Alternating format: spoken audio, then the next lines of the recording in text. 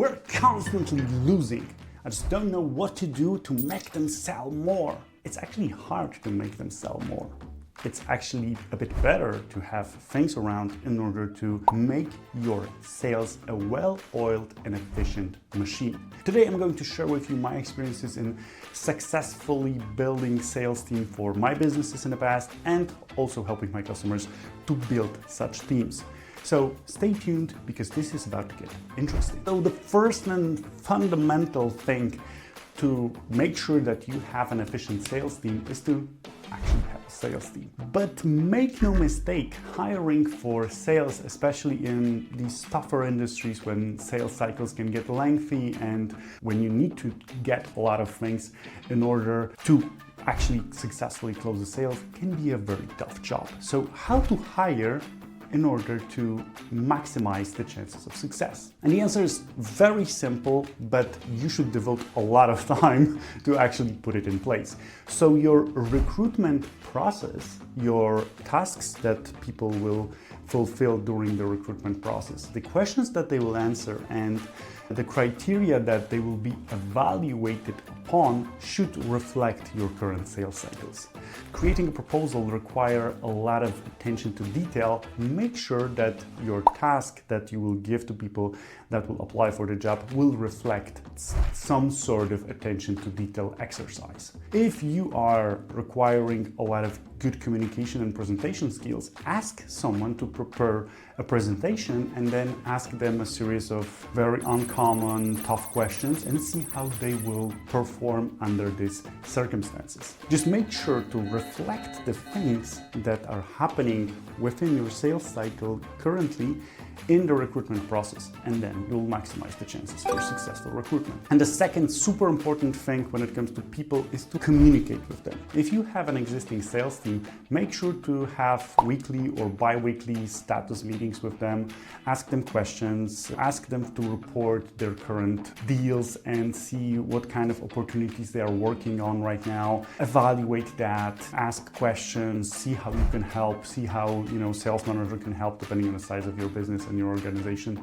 Just make sure that there is a communication line, established communication line between the team and between the manager. If you are the manager, that's good. If you have a sales manager, then make sure that they are doing this, they are meeting and they're evaluating. Ask what kind of information are being provided and so on and so forth. Because oftentimes I see even big teams that are totally disconnected from the management. I mean, like sales people are doing what they want to do or do their best, sometimes average. The point is, status meeting is sort of a reporting tool that will enable you to understand what is happening within the sales in your organization. If you would like to get more valuable information about B2B sales and marketing, join our email broadcast, where we share resources with valuable information, marketing tools and case studies of successful campaigns, proven scenarios for B2B sales, useful tools, and a ton more to help you improve your sales and marketing game and generate more leads.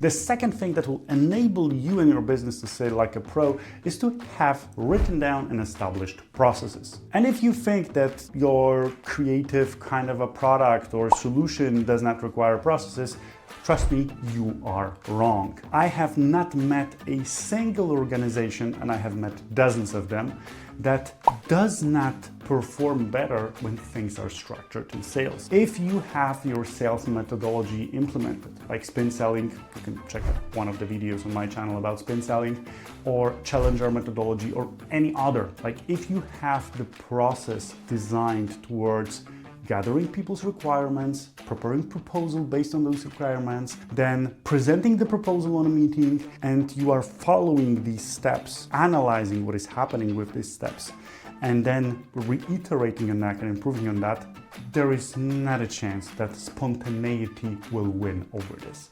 Because sales is a game of persistence, is a game of psychology, is a game of relationships. And if you are diligently working on them and having processes that are pushing you towards improving some of these things, like for example, gathering requirements, asking the same set of questions, and so on and so forth, you are actually making sure that things are working better. And same goes with templates. You can have templates of documents, templates of proposals for, let's say, set of services number 1, number 2, number 3. And this can, again, speed things up for salespeople, and they can devote their time to actually get more sales instead of doing the administrative tasks, doing the repeatable things around proposals, around estimations, and so on and so forth. So having established processes will enable you to improve and also will save a ton of time. And before I move to the next one, make sure to subscribe to our channel if you're finding this video interesting. And the third thing that I think, once you have the foundations, so you have a team and you have processes, you can dive into that and just reiterate and have, in my opinion, a lot of fun with your sales. Analytics. So once you have your things in place and you are using the CRM, you can look at very different parameters that will enable you to improve your sales game even further. Like, for example, win probability. So how many of deals in a particular pipeline, let's say like set of services number 1, 42%, set of services number 2, 21%. Okay, where's the difference coming from? Are there the same people working on these two pipelines, or maybe different ones? Are they asking the same set of questions? What kind of questions these ones are asking, and what does this set of services has and this doesn't? These kind of things will emerge naturally once you will look at certain data. Parameters like deal closing speed will tell you, for example, how much time passes since the deal is entering your funnel until the moment that you are actually closing the deal successfully, which will also help you understand the business a bit better, help you reiterate and make sure that you are doing a lot of things better than previously. If sales parameters are interesting to you, check out my other video on sales parameters. I'll not dive any deeper today on this one, but just highlighting. If this video was anyhow helpful to you, make sure to subscribe to our channel. If you have any questions that you would like me to answer about B2B sales, and I'll be thrilled to do so because I really, really enjoy and love B2B sales, make sure to leave them in the comment section down below. Thanks for watching. Have a great rest of your day. See you soon.